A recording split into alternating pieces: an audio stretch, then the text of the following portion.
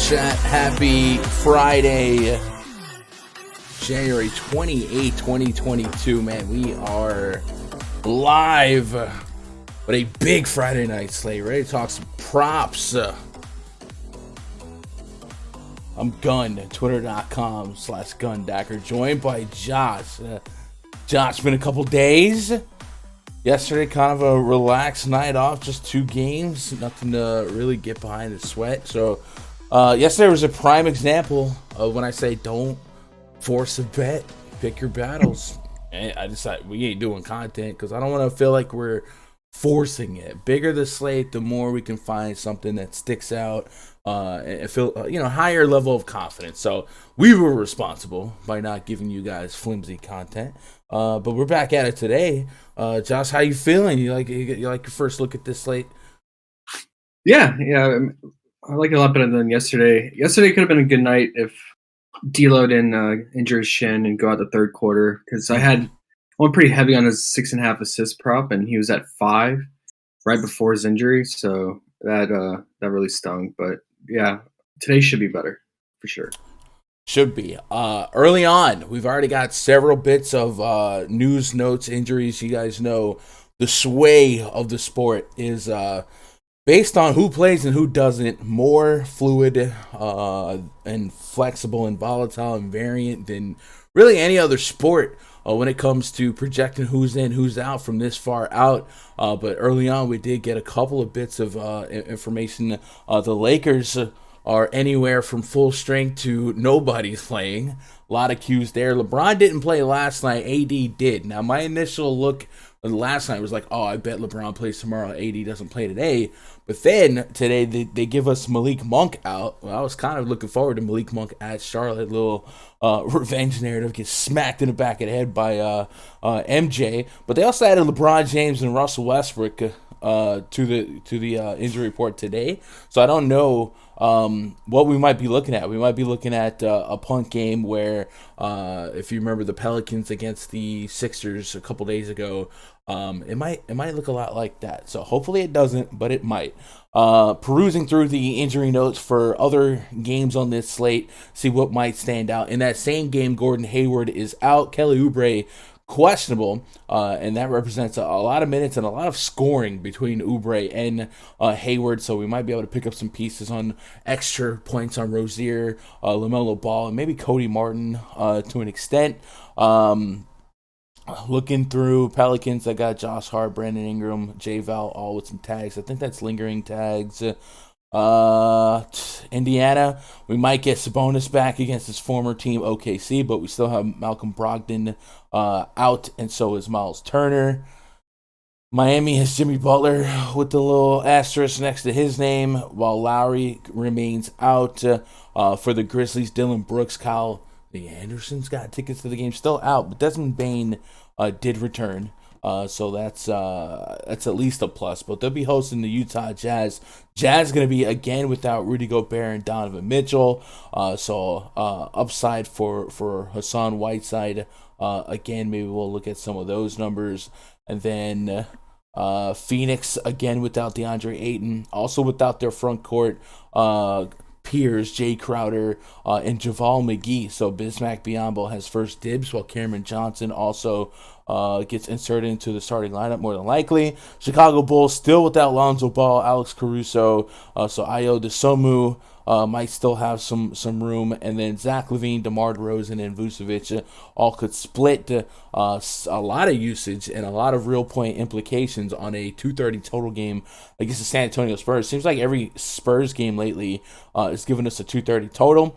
And then Minnesota, you mentioned it last night. D'Angelo Russell goes down, and that was the game. I believe Beverly was out that game, right? So we could have as much as D. Russ and Beverly out, which would increase potential usage and responsibility for Anthony Edwards and Karl Anthony Towns. So plenty to keep an eye on, and knowing that how these slates go, more will likely be on the way. Josh, what's a good starting point, man? Let's just dive in with something that you got an eye on. Yeah, so just looking around the industry early on, kind of gauging where people are at. I feel like this Detroit Orlando game is really popular, Mhm. especially Cunningham. A lot of props out there being touted. I like his 16.5 point total, probably the best. Interesting thing is, I remember from this documentary watching him, he played high school basketball for 2 years in Orlando, a suburb of Orlando, at the notorious Mount Verde High School Academy. Mhm. And that was the squad that was arguably one of the best high school teams ever. It had Day'Ron Sharp, Scotty Barnes, Cade, and I believe Moses Moody. And they averaged like a point differential of like 40 points the entire season. Yeah, so I mean, it's somewhat of a homecoming game. I mean, he might get up for it, playing 2 years his junior and senior year of high school basketball there. So I could get on that, and if he stays hot against this Orlando team. So I like the 16.5 point total because if he stays aggressive. And on the other side, Mo Bamba, I mean, 7 rebounds. I don't know. That's what I saw last night. I don't know if it's still there. I could get on that just because Detroit, is the worst rebounding team. I know he's just kind of averaging right around 7 or 8, Mhm. but I could see him picking up, over 7, even with Wendell Carter there. And then maybe some Jalen Suggs since his minutes are just going up and it's 30-plus minutes, and they have him at 14.5 points. Um, what is his PRA at 25.5? Yeah, what are your thoughts on the Orlando side? Because the Detroit side is going to be pretty popular, especially Cade. Yeah, it's kind of a weird game to attack because we know the total is down and the two teams run at a below average pace. So I'm not expecting a track meet by any stretch of the imagination here, Yeah. but yeah, we can kind of. I think I'm more inclined to trust the Cunningham point prop you mentioned. We Mhm. got. We've got a stretch of Cunningham usage explosions lately, and we know his minutes will be there. With Mo Bamba, I'm trepid to project a comfy amount of minutes, like 30 plus. Well, with Cade Cunningham, 36 to 40 in competitive games, it's certainly there for the taking. So I can co-sign that. And with both teams, I'm always skittish on potential competitiveness right down the stretch because both teams rank so bad in offensive efficiency and very bad in defensive efficiency. The or excuse me, offensive efficiency here is Detroit's got the second worst offense and Orlando has the third worst. So it kind of helps me feel better about the likelihood of this game staying close. So yeah, give me the Cunningham. I'll go with you on the Cunningham over 16.5 real points. The only thing keeping me off of Bumba with a high level of confidence is the fact that his minutes could be 25, it could be 30. Either way, I do think 7 rebounds is attackable. But if I start, making a podium of confidence when it comes to picks tonight, I think I always lean, minutes in this situation. But I think those are really, really strong tells. But give me the Cunningham real points. Let's look at the live chat. Daniel, shout out to everyone in chat anyway. Skimmer, Thomas, Quinn, Rich Homie Quinn, GOAT, Daniel S. Daniel S says Tatum assists over. Maybe we can Yeah, take a look at yeah. that. I was gonna tout that. I have some stuff on that I like. All right. So looking at that game, it's a good way to segue into Hawks hosting the Celtics. Pretty clean sheet injury wise for both teams, relatively when you consider how messed up that the Hawks injury report has been lately. But it looks like we could have a full strength Celtics teams taking on a mostly full strength Hawks team. 217 total, nothing crazy. But the Hawks do boast one of the worst defensive efficiencies in all of basketball. So there's a lot there for the taking. From DFS, it's always annoying to get Jason Tatum versus Jaylen Brown right. But in this spot, you like some of these Celtics numbers starting with Tatum? Yeah, so Tatum is, last few games really just taking over the point guard role, ball handling, do it all kind of player. And Atlanta is really focusing on stopping that. Like with say Jimmy Butler, for instance, 2 games ago, they really put Hunter on him and John Collins, and they try to trap him and stop him. And forced Jimmy to pass the ball a lot, and Jimmy ended up with a lot of assists. I could see the same thing here. I could see Hunter shadowing Tatum. I see him trapping Tatum, and Tatum dishing it out to people like Jalen and Marcus Smart. So I like that 3.5 assists. I mean, he's been around. He's doubling that the last 3 games, and it should be a close game, a good game. I think the Hawks are favored by 1 or 2, so. I think they really focus their attention on Tatum to shut him down. So there should be a lot of open shot opportunities from other guys.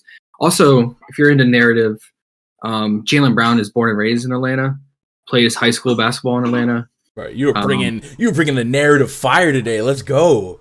Yeah, I mean, there's gotta find those narrative gems somewhere, but I think I briefly looked. His game history is not great against Atlanta, but that could be due to various reasons. We don't know who was in or out. But yeah, it's a homecoming game. His props are kind of.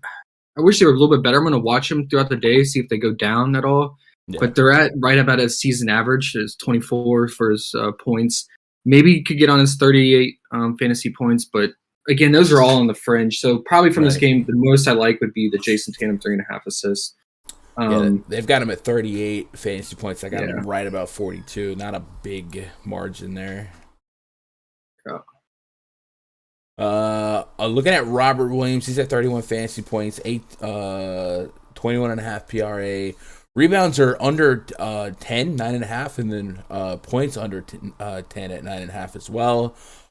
Chip in a chair territory for him to get there. Marcus Smart's fantasy points down to 25. Usually his big fantasy games might be defensive peripheral related.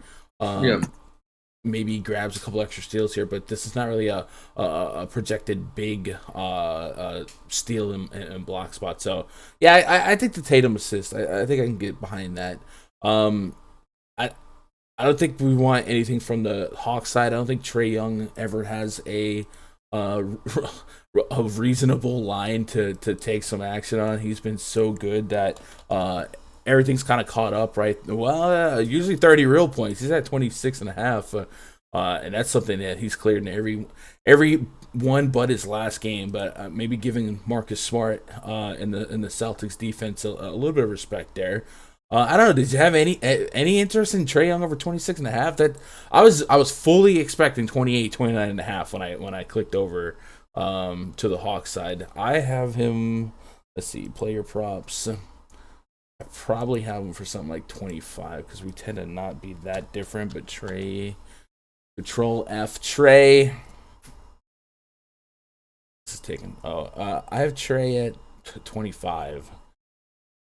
Yeah, it's probably too close for comfort on a slate this big. Yeah. If it was a smaller slate, maybe, but yeah, it's too close. All right, so Lakers and the Hornets. Lakers are going to be really hard to call this far out. I'm assuming that there's no Lakers line set, but let's see, just in case. Putting Lakers on the board. Yeah, they took all the Lakers action off. So I guess we'll talk about the Hornets here. Last game, LaMelo Ball had a remember me game for fantasy and for PrizePicks. He's down to 40 fantasy points still after just dropping a slate leading amount of fantasy points. I have him for 53 fantasy points. No matter who's in for the Lakers or who's out, their defense isn't going to get better. Maybe you could argue that the spread gets more lopsided.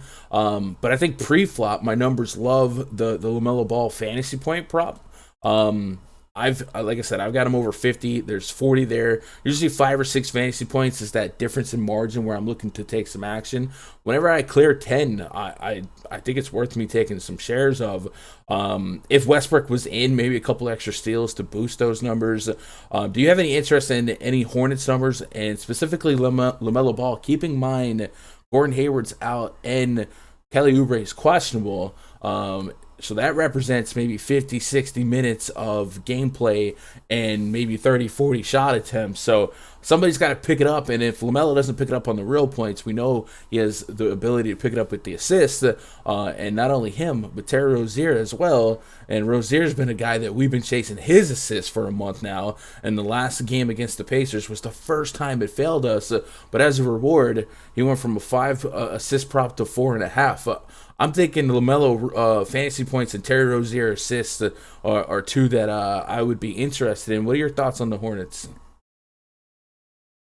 I mean, I get it for sure. I loved attacking the Lakers with point guards, but I just really worry about the game script. And LaMelo's minutes are not safe. He's the one guy on the team that he will go to the bench early, and he'll play. He could play 24 to 26 minutes.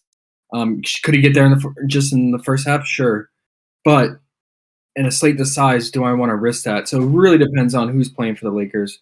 I mean, if they're going to have Monk and Westbrook out and LeBron, and then who knows with AD status, like who's going to score for him is THT and Reeves. That just makes me really nervous because the Hornets can score very quickly. Yeah, and they can just get up huge lead by the second quarter, and it's pretty much over. I feel like many of those low-minute LaMelo Ball games are not necessarily blowout induced, but more so dumb decision induced, where he gets benched because he's making rookie mistakes for Ish Smith.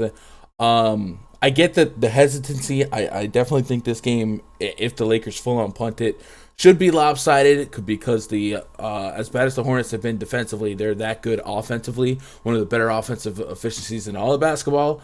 But I don't know, man. I don't think 40 is a big enough ask for me to be spooked on LaMelo Ball here, considering there's no Hayward and Oubre. So I might stay with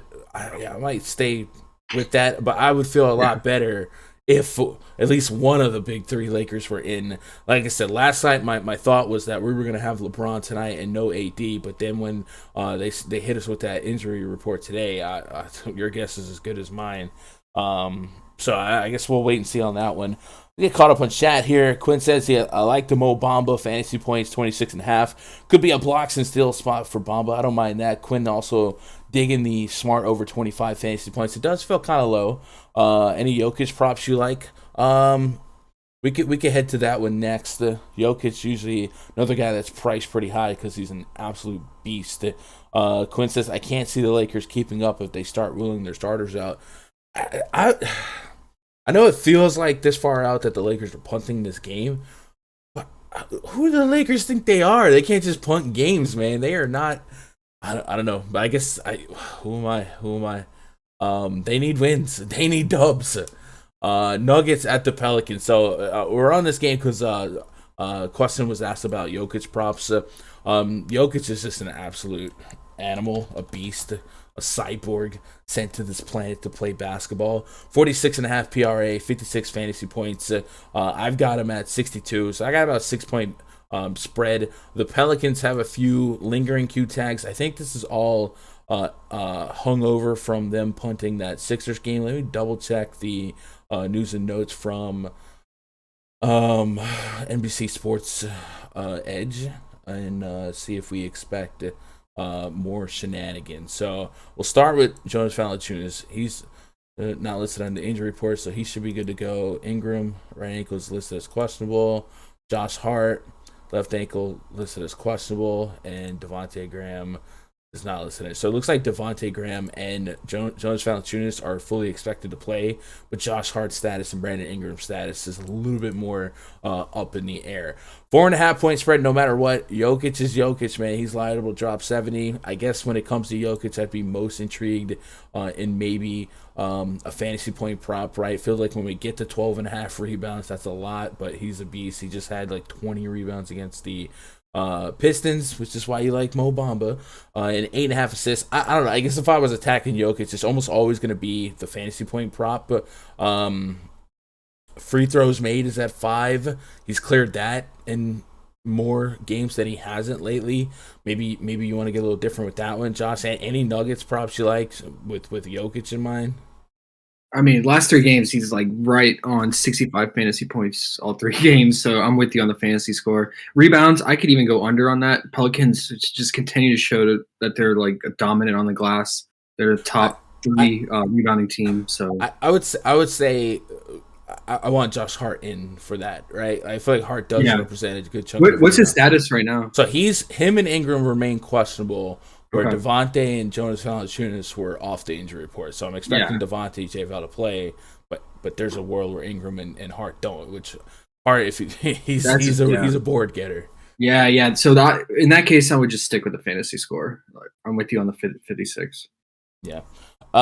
Quinn says Hornets first half bets. So yeah, I mean, I did talk about if you're Good worried point. about blowouts, you can cut the game in half.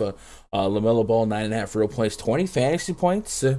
Um, yeah, maybe that's a good way to for me and Josh to compromise on our trepidations from attacking that game. I would take the full game if we have a couple Lakers in. But yeah, Josh, you agree? If the Lakers roll everyone out, we cut that game in half. Would you take LaMelo Ball to score over 20 fantasy points in the first half? Yeah, I like that. Okay. I like that a lot. And It's a good idea. Terry Rozier's at 10.5 real points too, and that's wasn't his full game at 20? I thought I saw 30, but maybe that was Trae Young. Or maybe that was his fantasy points. That's 20. Yeah, I guess that's fair. All right. Can't see the Lakers keeping up if they start real out to start. Yeah, and the Lakers are liable to get smoked anyway. But I just didn't think that they had enough. Like we've seen the Jazz punt games. Well, the Jazz can do that. They're sitting at the top. You know what I'm saying? Like the Suns, Jazz, all those teams. You don't really. The Lakers. When does their sense of urgency kick in? So, I don't know. Looking elsewhere on the slate, Josh, we get the Blazers at the Rockets. Now the Blazers are probably going to be priced pretty appropriately in terms of we're not getting many surprises when it comes to them, right? Lillard's been out for a while, McCollum's been back a decent stretch, but they're worth attacking because they might have the highest implied total on the slate. Houston Rockets being the worst defense on the slate with no pushback at really any position. CJ McCollum has been off of his maybe perceived minute restriction coming back from that collapsed lung. 36, 38 minutes in his last couple games. Anthony Simons and Norman Powell also in the mix. Do you have any leans early on some Blazers action? It's been a while since I've grabbed onto some CJ McCollum lines for fantasy and for props, but there are some pretty low lines considering that this is the Rockets. I have them for 45 PrizePicks points. They have them at 35, so one of those spots where I have a 10-point gap, which makes me want to clear the over considering the matchup. He hit the under against one of the toughest defenses in the league, the Dallas Mavericks. I'll forgive him for that. Under 30 against Minnesota, but then a couple of games where he's clearing his 35. I think you can sell me on 35 over 35 fantasy points for CJ McCollum. Did you have any Blazers looks, and do you agree with some McCollum shares? Yeah, definitely McCollum. I like his real points too. I think 19.5 is too low. And I'm with you on the fantasy points too. So I definitely like McCollum. And then Nurkic, I really like 39.5 fantasy points. What do you have him projected at again? I have him at 54. Yeah, that's like Nurkic and DeRozan are probably my two favorite plays on the slate. I mean, he should just eat on the glass. He should get close to 20 rebounds for sure. Maybe I would be more keen on Simons if Powell was not back, but I mean, he's still producing, but they have him at 18.5 points. If I was going to go McCollum, I would probably not run any Simons with them. So, I could get on McCollum and Nurkic for sure. Yeah, Simons has cleared 18.5 against 4 of his last 5. Yeah. I think they could coexist just because it's the Houston Rockets, but I'm with you. Maybe we want to more positively correlate some of these lines. I don't mind that at all. CJ McCollum also listed at 1.5 blocks and steals. I mentioned this pretty frequently when I talk about the Houston Rockets. Rockets lead the league in steals allowed per game. So might be a couple pockets to pick there for McCollum, who's already essentially priced near his average. He's averaging about 2 blocks and steals per game. So I might like the over 1.5 blocks and steals. Does that seem like a fun little extra one to sweat? Give me some of that. Let's get caught up on chat, and then where are we at on time? 1:30. I'll try to get out here in another 10 minutes or so. Rozier PRA if Oubre gets rolled out, I can get behind that. Josh, it's just the scoreboard being competitive is what's spooking us. But like we said, if you are also spooked by that, maybe just chop the game in half. Powell points over. Norman Powell. It seems like Norman Powell, Simons, and McCollum. It seems like one of those guys would have to fail for the other two to succeed when it comes to real points.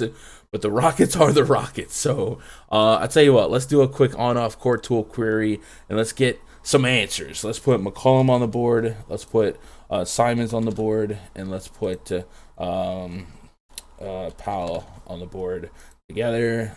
Make sure that there's no Dame involved here. And is Dennis Smith Jr. still out for them?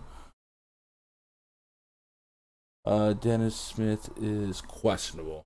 So I would also probably say Dennis Smith Jr.'s and CJ Ellaby also questionable and Rocco questionable. So I guess there's a couple small possibilities of interfering with maybe some minutes at least. But when they're all on the court together, Simons, McCollum, Powell, McCollum has a 24.6% usage rate. Simons is 22.5, and Norman Powell 19.2. And then, as expected, McCollum leads the trio in fantasy points per minute at 1.1. So that's why I think I'm sticking with the fantasy points, but I don't mind looking at that blocks and steals for a little bit of fun. Wood could be out as well for the Rockets. Yeah, I see Christian Wood listed as questionable. So is KPJ. And if both those guys miss, this game this game could get lopsided real quick. Let's get caught up on the Houston news then. Houston. KPJ is listed as questionable with a non-COVID illness. He didn't practice yesterday. And then Christian Wood, migraine, has been deemed questionable. Yeah, if those two were out, I don't know. The Houston's bad no matter what. But if Christian Wood is out, I think what he's saying is that would boost or be just another plus for some Nurkic love. So yeah, I could stick with that. Is Levine out or Vooch? I don't have either one of them out. All right, you mentioned you like DeRozan. Let's use that as potentially the end cap to this little stream here. So let's go pull up the Spurs and the Bulls. We got 231.5 total, 1.5 point spread in favor of the home team San Antonio Spurs. I've got Lonzo Ball, Alex Caruso listed as out. I've got basically a fully healthy Spurs team. You said that DeRozan's numbers were something that you liked today. Yesterday, DeRozan named to the All-Star team. Congrats to him. Zach LaVine was not. Start talking to me about some Spurs today. I mean, it's I'm coming home narrative for DeRozan, right? It's his first time playing the Spurs as a Bull. He's back in San Antonio. I think the 24.5 point total is too low. It's below his season average of 26.5. So I'm really on this 24.5 point total. Yeah, I could get behind that. Just going after spots where lines get priced as at a player's season average, and then you boost extra implied points because of the total. Yeah, I think that's a really simple approach.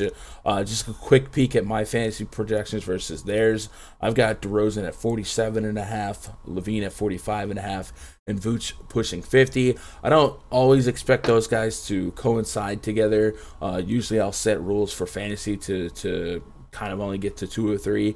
So I probably don't take action on all 3 of those guys to hit their overs in this spot. But if you wanted to diversify some cards, there is room between my projection and theirs on DeRozan. Also a little bit of room on Levine, not much. And then Vucevic, a little bit of room, less than 10, but there is some room. But I can get behind that DeRozan call. I think that's a pretty sharp take. And DeJounte's a little scrappy on defense. Him and Derek White. So if we expect them to be tangled up with Io and Zach LaVine a little bit more, it could open up for DeRozan. So I definitely don't mind that. And then through and through, remember, keep an eye on the T-Wolves. So just from this far out, with Patrick Beverley not playing last night, and then D'Angelo Russell, he got hurt last night and didn't come back, right? Rotations. And so if there's a world where there's no D-Russ and Beverly in that game, let's see, D-Russ got hurt in third quarter, did not come back. you kind of wonder about him playing the next night of a back-to-back. So we might get an opportunity to have some Timberwolves without one of their big three and potentially two of their starting guards. Did you have any hankering for some Anthony Edwards or some Karl-Anthony Towns, noting that this front court for the Suns isn't the same? It's not Ayton, it's not McGee. I think Biyombo is really decent. I think he's more of a rim protector than anything. But this season, when Anthony Edwards and Karl-Anthony Towns are on the court and D'Angelo Russell has not been, Anthony Edwards has a 30.6% usage rate, a 20% assist rate, over 1.2 fantasy point per minute. And Cat's also a buck and a quarter on the fantasy point per minute with a 27% usage rate. If you knew right now that D. Russ, dude, they don't have his lines. God dang it! I was ready to. They killed me. They killing me. All right, well, hopefully they give us some lines in the next hour or two. But it seems like they're really safe lately, man. I used to be able to pick on them. Any other calls you want to throw out here before I wrap up?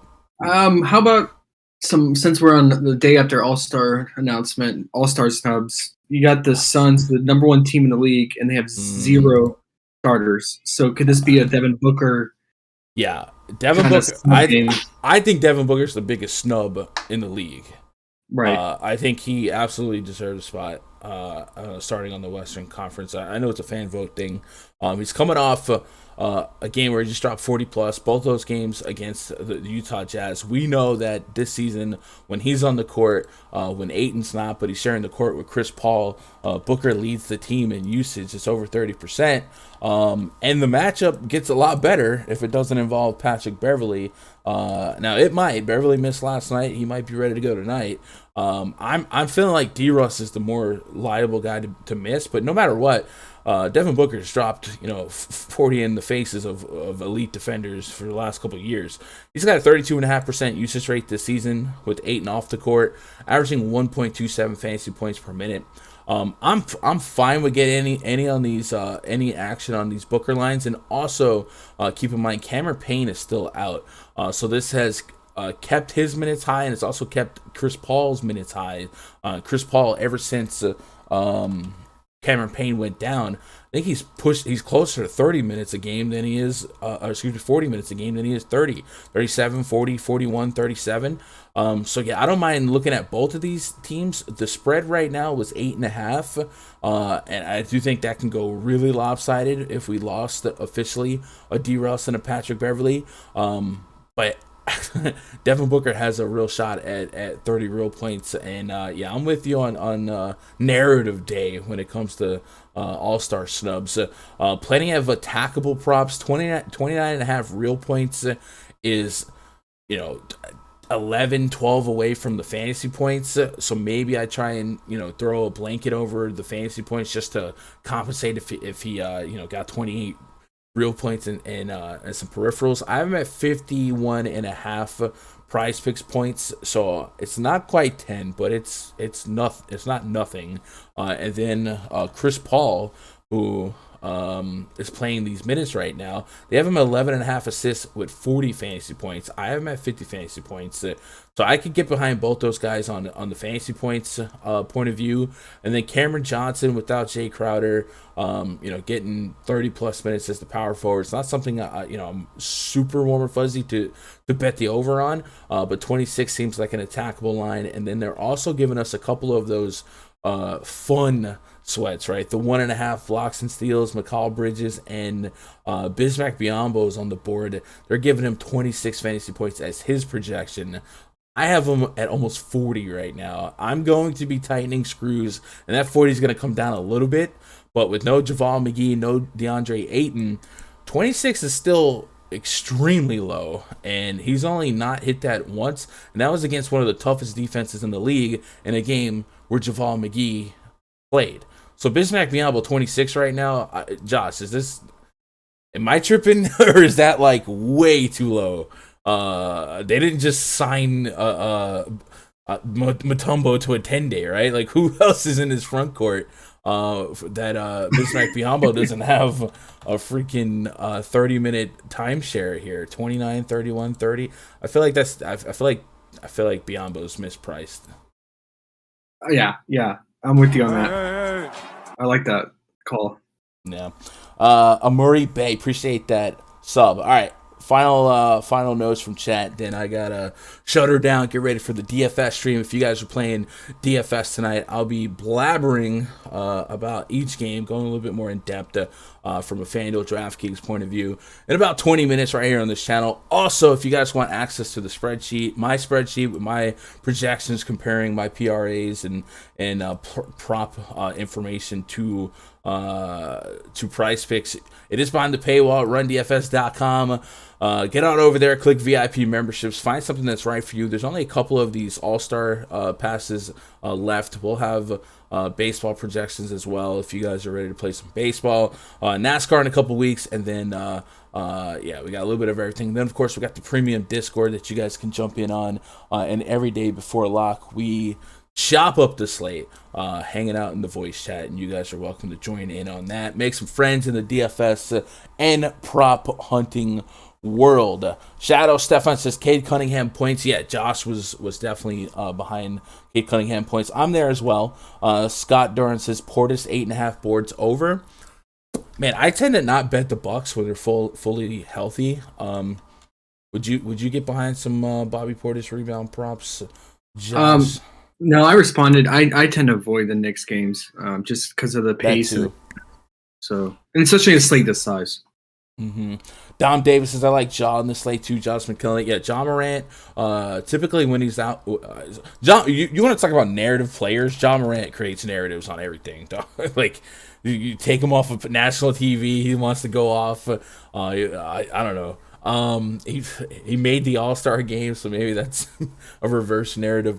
But just from a usage standpoint, whenever there's a Desmond Bane and Dylan Brooks out, his offensive usage is that much safer.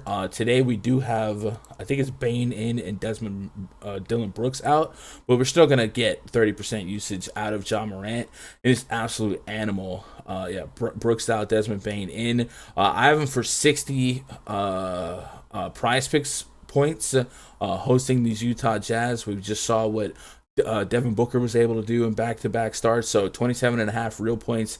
Definitely a line that I think he could exceed the projection. He's done it in 4 straight. They got him at 46 fantasy points. Like I said, I got him at 59. That's going to tighten up, but it's probably going to still stay at over 50. So I don't mind looking at that. So I guess give me a shot of real points and fantasy points for Ja Morant, and we'd probably go from there. And then on the other side, the Utah Jazz, they're without Donovan Mitchell, they're without Rudy Gobert. Couple of extra bits of usage for Bojan, Mike Conley to go around, but Jordan Clarkson has been pretty steady Eddie. They don't have a line for him. And then Whiteside's interesting. While Jaren Jackson's making waves for all these blocks per game, the Grizzlies right now leading the league in blocks per game. Hassan Whiteside might have something to say about that, and he might fire back. Whiteside's projecting extremely well for me, and we have a Whiteside fantasy point line. No, we do not. We have 13.5 points, 11.5 rebounds, 26.5 PRA. So if they give us a Whiteside fantasy score line that's around 30, I'd probably be interested in the over. But right now we don't have that. What's up, what up, Patrick Reed? All right, that's gonna do it, man. Any lasting hot takes there, Josh, before I get him out of here? No, hopefully it's a good Friday. Good luck, everyone. Yeah. All right, chat. Appreciate you guys joining me. Hope you crushed it. Hit that thumbs up for me on your way out. If you're not subbed, hit that sub button. We have eclipsed 6,100 in less than like 3-4 days. So let's keep it going. 7K by the end of next month, maybe. Appreciate you guys. Crush it tonight. I love you guys. Good luck. God bless. And go win some money.